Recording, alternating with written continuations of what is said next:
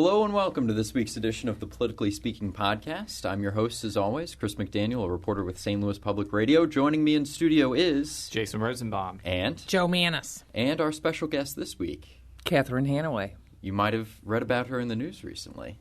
Making some waves, wouldn't you say, Jason? I would say so. I mean, we're looking ahead in this Politically Speaking podcast. We know everyone's talking about 2014. We're going to 2016 today. Yeah, and as our listeners probably know, Catherine Hanaway was the first and so far only Missouri Speaker of the House who was a woman, and he also was U.S. Attorney from this part of the state for several years. Well, I got into politics, I think, sort of by genetic disorder, one that makes me volunteer to do things, going all the way back to, being the president of my 4-H club in high school. But in Missouri, I came to Missouri for a job.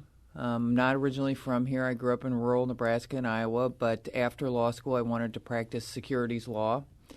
And St. Louis then and now, and it's one of the few things we can say this about, where St. Louis continues to be an industry leader, we have more broker-dealers based here than anywhere outside of New York, and depending on how you count brokers, maybe even more than New York. Really? And so I didn't want to go to New York City, but I did want to do securities litigation. So I came here. Tremendous opportunities, including an opportunity to go to work for Senator Bond on his staff. Yeah, that's when I first met you. That's when you first met me. So you're one of the many political figures that got their start with Senator Kit Bond. What did he teach you? Because I'm sure he taught you a lot over the years. He did teach me a lot over the years. And the one thing that stands out for me, based on his very long tenure in public service, is that he taught us all that worked for him to play it straight, no matter what. And that meant living well within the ethical rules of being in government, but also telling people really what you stand for and not trying to sort of nuance all the answers, which at times for those of us on his staff was a little bit frustrating, because if the answer was no, he would tell people no. Mm-hmm. He wouldn't say, I don't know, I'll get back to you.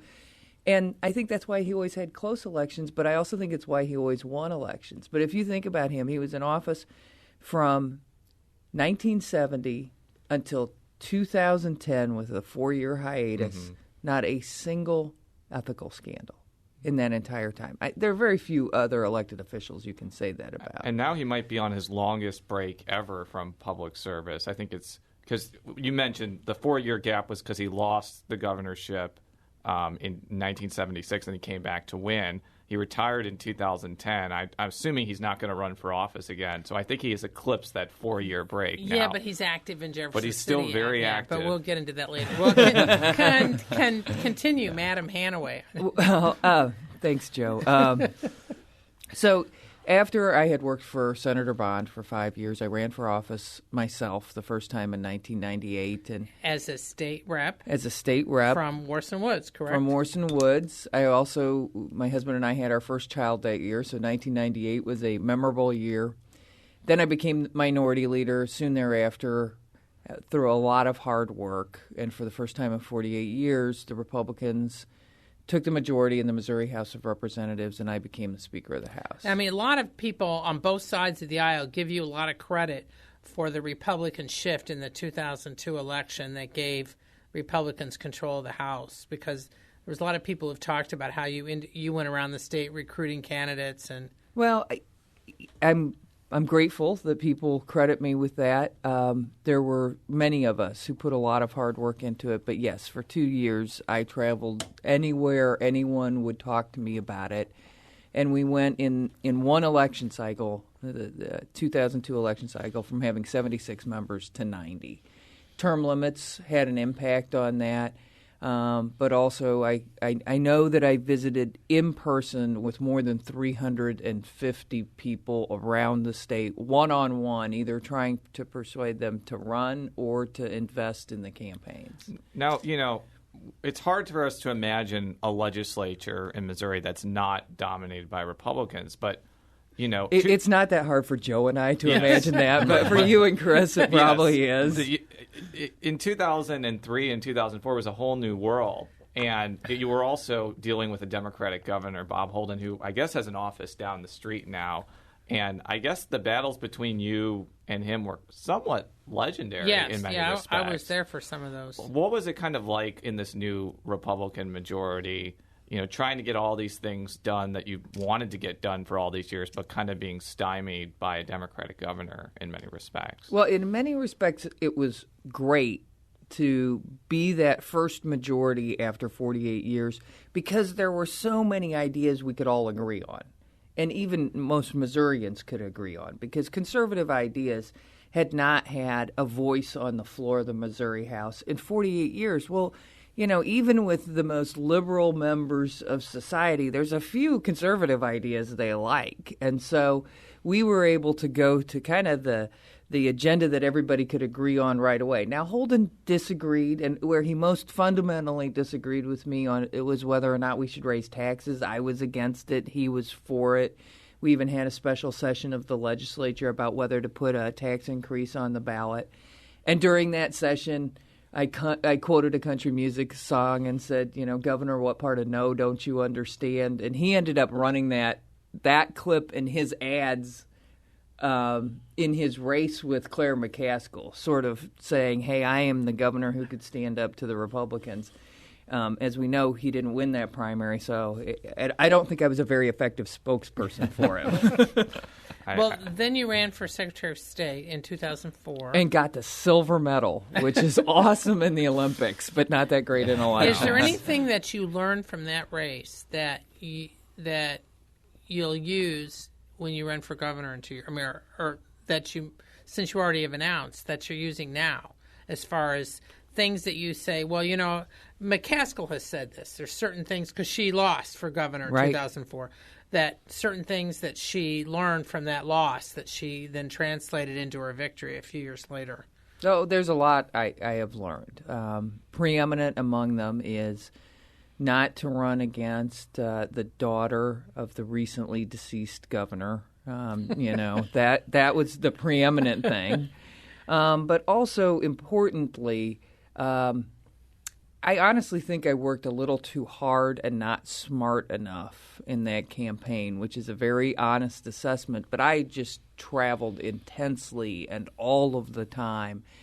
And I think that, if anything, I need to cover as much ground, but do more select events. I mean, anywhere two or more were gathered, I was there, for. And I think I need to focus more on population centers and, spend a little more time, make sure I'm rested and prepared for big events. Because, there is a tendency in Missouri politics that people run for something, including Kit Bond ran for Congress in, I think, the late 1960s and lost. And he probably used that race to run for, I believe, auditor. And that's right, 72. And there's also, Jay Nixon ran for U.S. Senate, and he probably used that experience to run for Attorney General. Our guest next week, Blaine Luke DeMeyer, ran in the same election cycle as you for treasurer and lost in the primary, and that experience has been credited for him winning Congress. So I don't necessarily think losing is necessarily a death knell in Missouri politics, but, No, I don't either. And I will tell you that more than losing that election, and I do think you learn more from losing than winning, but even more than losing that election, what I think has prepared me to make a run for governor are the 4 years I spent as United States Attorney. Yeah, I was just going to get into that. And the 6 years I will have spent since then in private practice, and maybe a little bit longer. Math has never been my long suit. But, as U.S. Attorney, you get to see people sort of at their best and their worst. And you have an opportunity really to stand up for all the people. When you're in a partisan office, just by nature of how elections work, half the people are going to be for you and half the people are going to be against you. When you're the United States Attorney, the only people who are really against you are the criminals you're putting in jail. Yeah, you might want to explain just what the U.S. Attorney does. That Thank you, Joe. So the U.S. Attorney is the chief federal law enforcement officer for half the state in Missouri's case. So from Iowa to Arkansas, almost to Columbia, you are the chief federal prosecutor. You work with the FBI, the Drug Enforcement Agency, the Secret Service to prosecute federal crimes of every nature, which are as small as those who might vandalize the Arch because it's a national park, all the way up to and including large white-collar criminal schemes such as paying bribes to doctors to use a particular medical device or manipulating the stock market and everything in between. And so during that time period, when I say I got to see people at their best, sometimes it's very hard for victims to come forward, but they do in the interests of law enforcement. And then certainly you see people at their worst and, meth cooks and child pornographers. And, we prosecuted the Michael Devlin case, which is probably your highest profile case during U.S. Attorney's stint. Would that be fair to say? I think that for a single case, that was the highest profile. Probably the one nationally that's even more well-known was we prosecuted Bet on Sports, which was an online gambling company that was clearly illegal in the United States. It was a publicly traded company in England, and we caught the two sort of chief executives, one being a founder, one being the chief executive, one in Costa Rica and one in Dallas, but then brought them to justice here in St. Louis. So you decided to run for governor. I believe you made your first speech in beautiful Montauk County in mid-Missouri. Two questions here. Why did you decide to run for governor? And the fact that you haven't been on the ballot since 2004, do you see that as a positive because you've been out of the fray in Jefferson City, or do you think that might mean you have to work harder because, you've been out of the electoral eye for so long? There's a whole bunch of questions in there. That's a three-part question, yes. Let's start with the most important. Why do I want to run for governor? And the answer to that is very simple. I believe that Missouri is a great state with great, hardworking people in it, but that we're falling behind the rest of the country in terms of growing our economy, creating jobs, creating a future for people like my son Jack, who's in the next room and 11 years old. I am very concerned that all of the opportunities that I've enjoyed, that everybody in this room has enjoyed, are going away for younger Missourians, and that they're going to have to leave the state to have the same kinds of opportunities. And so I'm running for governor because I think that the right leadership can change the direction that Missouri's going so that we're creating jobs and attracting businesses and employers to this state. Are there anything particular that you would want to do? Let's say like your 100-day agenda or whatever.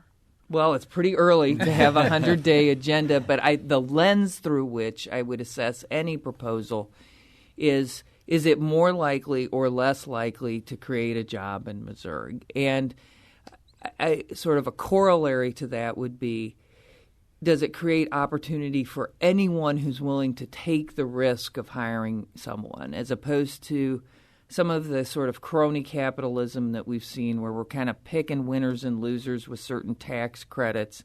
It needs to be a place where anyone who's willing to put forth their own effort and ingenuity and inventiveness, that they're going to want to be here because this is the place that's exciting and forward-looking. You mentioned that this is pretty early. So what made you decide to announce at the time that you did? Well, it's funny. Jason said that I made it was the first speech in Montauk County. I'd actually been making a similar speech in lots of counties. I think that's the first time people noticed it or something like that. Right. So someone tweeted from there, Catherine Hanaway has announced, which was a great lesson for me because there was no Twitter 10 years ago there was no when Twitter I ran. in 2007, let alone 2003 and 2004, but continue. But, I really picked Montauk County because it's the epicenter of the political world. It is. I'm sure Caleb Jones is thrilled to hear that. I mean, to be serious, for many Republicans, it is. Well, it is the middle of the state. And it does certainly represent a lot of the values held by rural Missourians. And so in that sense, it is the epicenter. But why did I announce early? Because Chris Koster cleared his primary field a year ago and has been raising money vigorously for his governor's race since then. And if we don't get started as Republicans, we will never catch him. And so we've made that mistake as Republicans. The last two gubernatorial cycles, our candidates gotten in, with a year or less before the election, and it's just not enough time to put together the kind of campaign you need to win the governor's mansion. Now, for listeners, Chris Koster is a Missouri Attorney General. He's a Democrat. He used to be a Republican. He switched in 2007. Now, I covered him last weekend at Democrat Days, which is the first of a series of regional Democratic gatherings, and he gave, which was arguably his most targeted speech about what he believes in, what he thinks the state should be doing. And one of the things that he talked about was the Medicaid expansion, because he cites the experts who say it would add 24,000 jobs to the state, and he contends that Republicans talk all about job creation, yet when it comes to that, they don't want to do it because he said, quote, they want to, quote, spite the president, that it's all about trying to oppose Barack Obama, not about what's doing best for the state. Now, obviously, this is one of his messages that he's going to be continuing to press for the next couple of years. What's your response to that? Well, my response, and I didn't hear his speech, so I'm basing my response. You weren't largely. invited to Democrat Days? I think it's open to the public. Maybe I'll go one of these years. In fact, I was surprised there wasn't a Republican tracker there, but that's another thing. But I basing my response largely on the reporting, and the reporting suggests that Attorney General Koster is for the expansion of Medicaid as proposed under Obamacare. Yes. And my concern about that as a mechanism to create opportunity and grow jobs in Missouri is it's really just a further expansion of the welfare state, a similar expansion to the one that we lived through when Governor Carnahan was in office. And the result of that was, while it was initially paid for by the federal government, it got shifted down to the states. We couldn't afford it and then had to roll it back, and it was extremely painful for those people in Missouri who were counting on it. So I think that there are perhaps opportunities to leverage those federal dollars to provide more health care in Missouri, but anything that we undertake in that regard has got to be an ironclad barrier to the shift of that burden onto Missouri, because it's a teaser rate. It's, hey, here, come take this free money from the federal government. And just a couple of years later, Missouri then is saddled with that. And if you look at the numbers, it would be devastating. It is not the kind of growth we could sustain based on the revenues that Missouri collects now. And let's be clear, the thing that creates opportunity is jobs, is bringing new jobs here, not this business that's already in Missouri getting some tax credits and then this other business in Missouri fighting to move them around.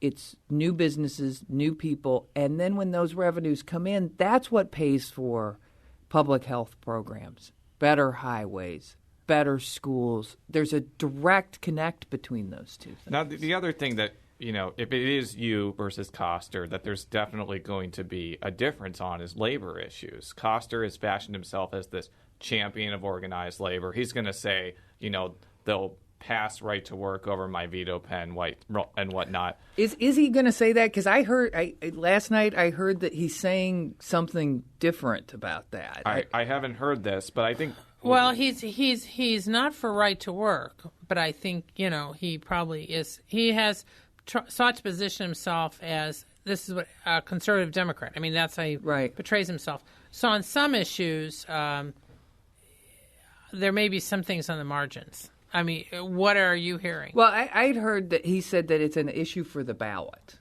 which I think is an unusual position for someone who's running for governor to take on such an important issue that I do think has a big impact on our ability to create jobs here in Missouri. Well, I think his position, last time I talked to him about it was, actually just a couple days ago, was that he does believe that the voters should be weighing in on certain things as opposed to the General Assembly, and that now some see right to work, some Democrats, because I was at Democrat days, think that if right to work was on the ballot, it actually might help Democratic turnout because labor would be able to organize as far as not there's labor retirees, there's all this and that they think that might help in some of the same ways that right to farm is seen by some Republicans as a way to help that. Yeah, that's why I think he's saying that. But let's kind of get to the heart of the matter. If you were governor, would you sign right to work? I would sign right to work. Why? Because right now we look at the states to the south of us and now to the north of us who have manufacturing bases, which we once had in Missouri. We were once I think we were third in auto manufacturing, maybe as high as second. Almost all of those jobs have now gone to the south, and it's largely to right-to-work states. Michigan's now a right-to-work state. Almost half the country is. We need those jobs. We need those jobs to have a solid middle class. And it's less than 10% of the workforce are in private sector labor unions. Why should that 10% of the workforce make it more difficult for the other 90% to get jobs? And that doesn't mean that people can't be in unions. It just means that you won't have closed shops where you have to be a member of a union to get a job. I think that everybody ought to have a right to make a decision for themselves and to be employed. Now, the Democrats, of course, are contending that actually what right to work would be to push down all wages. I mean, that was the big theme last weekend, that it wouldn't affect just union people, but other people would see their wages go down too. Do you see that as an issue, or is that not the real thing? I don't think that's an issue. I think that the thing that pushes down wages is a lack of demand by employers for employees. And if we have people competing to hire Missourians, that's what's going to support wages. Now, this might be a wild card of an issue because it kind of is maybe not what you would expect with the Republican and Democrat, but Attorney General Koster has been on record opposing campaign finance limits. He even voted against it when he was a Democrat. What's kind of your opinion on that? Or could we see a situation where the Democrat in this race opposes campaign finance limits and the Republican maybe is amenable to them, or have you been opposed to that as well? Well, there's really two categories here. Mm-hmm. One is ethical reform, mm-hmm. so on gifts and lobbyists buying things for legislators and statewide office holders. Absolutely, we have to have some ethics reform in Missouri. I am very concerned about that. On the other side of the ledger is campaign finance reform, and I have not previously run for office when there have been no limits. There were always limits in the races I've run. What I can tell you about the environment with limits is that people just find another way. I mean, money is like water, and so it goes into, frankly, the nooks and crannies instead of sort of running down the mainstream. I think that having a system that is extremely transparent so every voter can understand what interests are contributing to your campaign is better than having a dollar limit. So that might be an issue that you and the Attorney General may have some commonality on. It may be. Wow. Now, concealed carry, which is another issue, it's already floating around. I thought you might want to talk a little bit about your evolution of that stance. I mean, there's some who characterized you as initially not being too keen on it when you were in the State House as a legislator, although in fairness, you were Speaker when the House overrode Holden's veto of the concealed carry law. Well, very simply, I got elected in 1998. My first year in office was 1999. And that's when the concealed carry was on the ballot. My district voted 70% plus against concealed carry.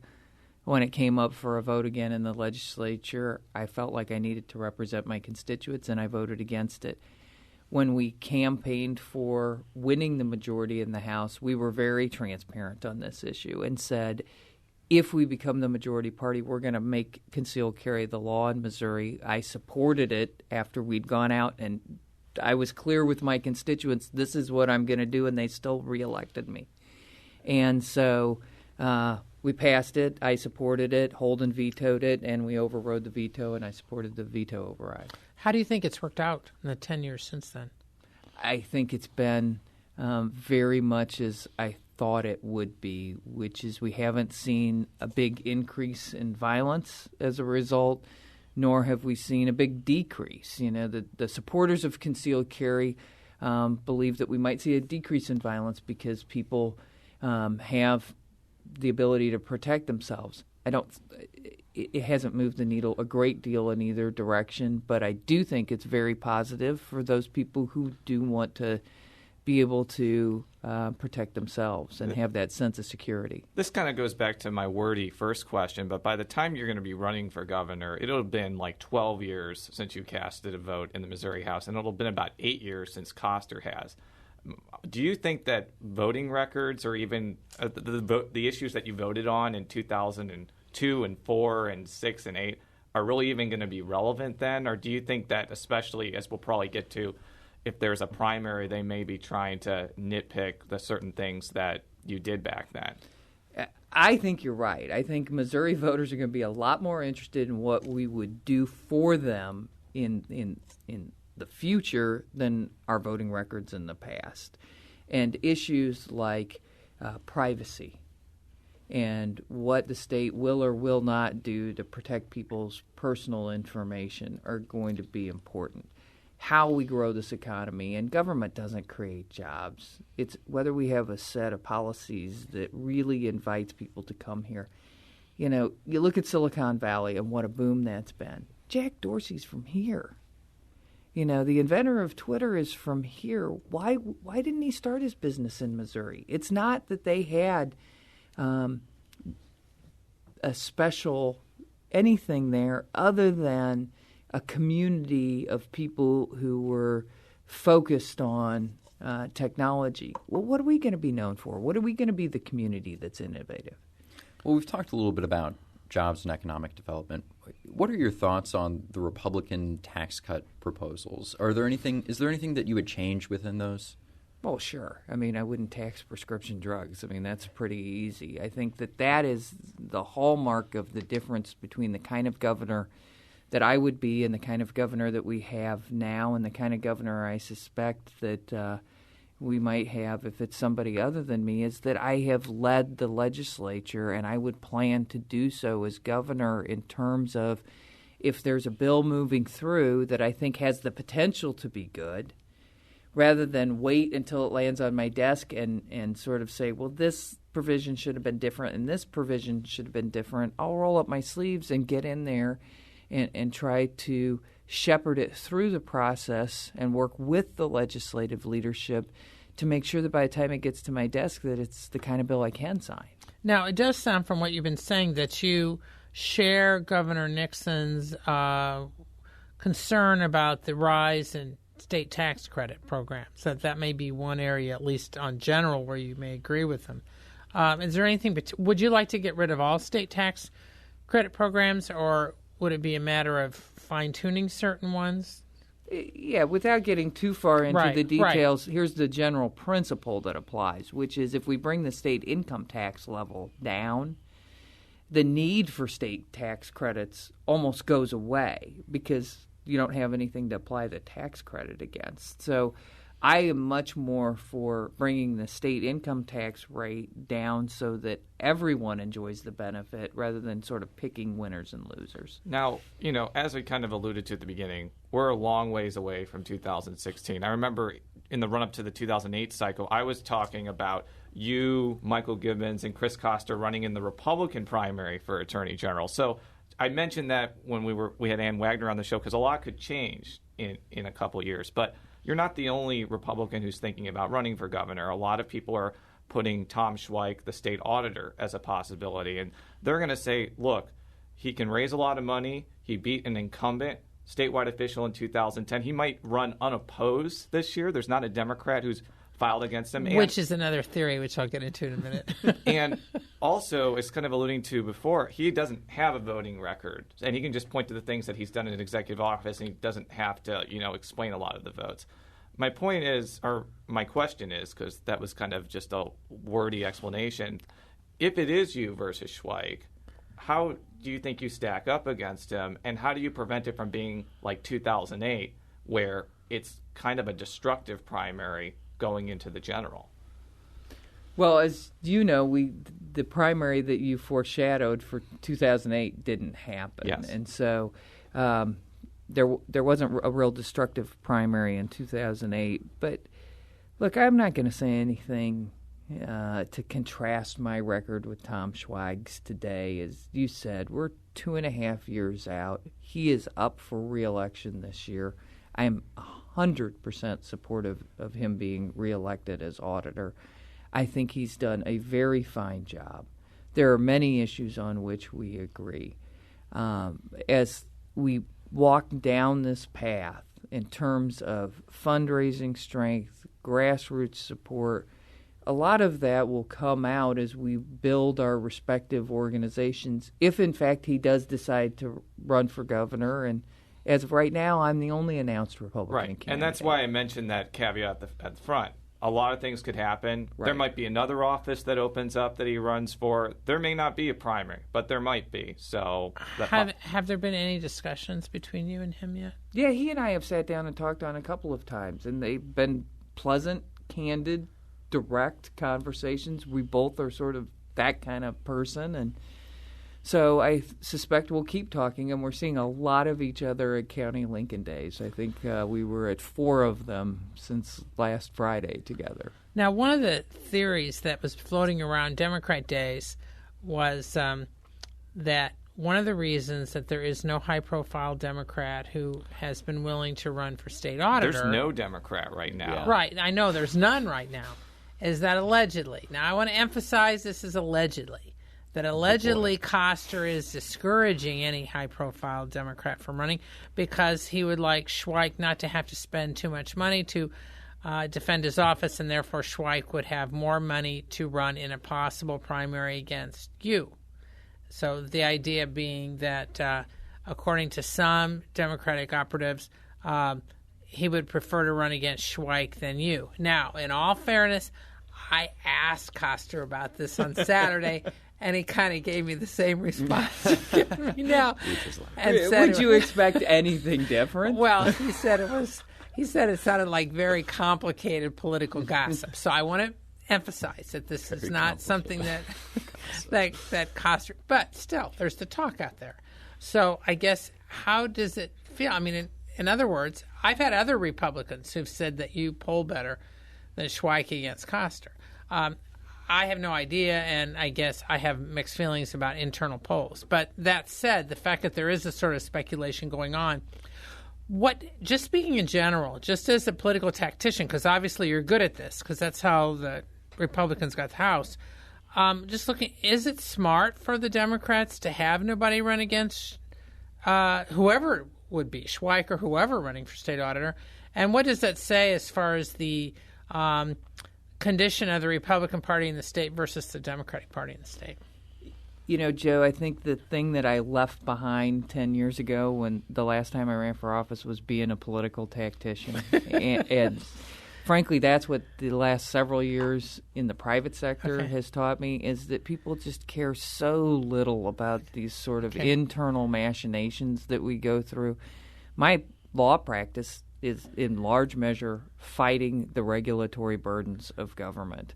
And everyone from a beauty salon owner up through Boeing is spending a huge percentage of what they bring in revenues pushing back on the government. And until we shrink that burden,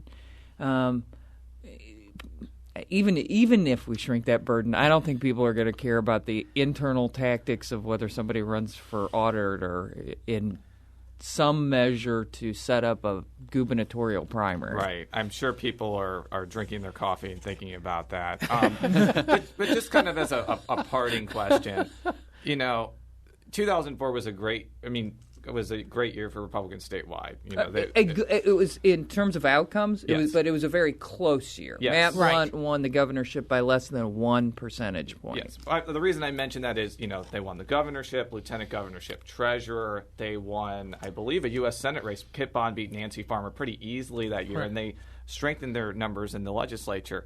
Since that time, it seems like while the Republicans have done well on a state legislative level, although 2010 was a Republican blowout Yes. with Blunt and Schweik. As far as those state array of statewide offices, it just hasn't seemed to come together except for Lieutenant Governor Kinder. Going into 2016, do you think, regardless of who the gubernatorial nominee is, whether it's you or somebody else, I'm sure you want it to be you, obviously, are the Republicans better positioned to kind of get back on track winning these statewide offices, or do you think that they still kind of have a long way to go before they get their act together? Oh, I think that we're going to have a very good year in 2016, in large measure because of the policies at the national level. Because the policies at the national level sort of brand the respective parties, even though the state has become much more conservative leaning. And look, if you read what Jay Nixon has said in his campaigns or listen to his ads, and if you listen to what Chris Koster is saying, even at Democrat days, this is a far more conservative Democrat Party than we saw even in 2000. And that's largely because the state is leaning more conservative. So if at the national level, the Democrat brand is associated with Obamacare, associated with a bungled foreign policy worldwide, associated with sort of mischaracterizing what its policies would mean for the American people, and having broken a lot of promises, I think it's going to be a very good year for Republicans in 2016. Well, we'll have to end it there. To close us out, you can read all of our stories at stlpublicradio.org. You can follow me on Twitter at @CSMcDaniel. Jason? Jay Rosenbaum. Joe? Jay Mannis. It's JMANNIES. And do you have a Twitter account yet? I do, and I think it's Hanaway for Gov. I believe that's right, and with the 4 as a number, if I'm not mistaken. I could be wrong, but I think that's the case. All right. Well, we'll be back next week. Until then, so long.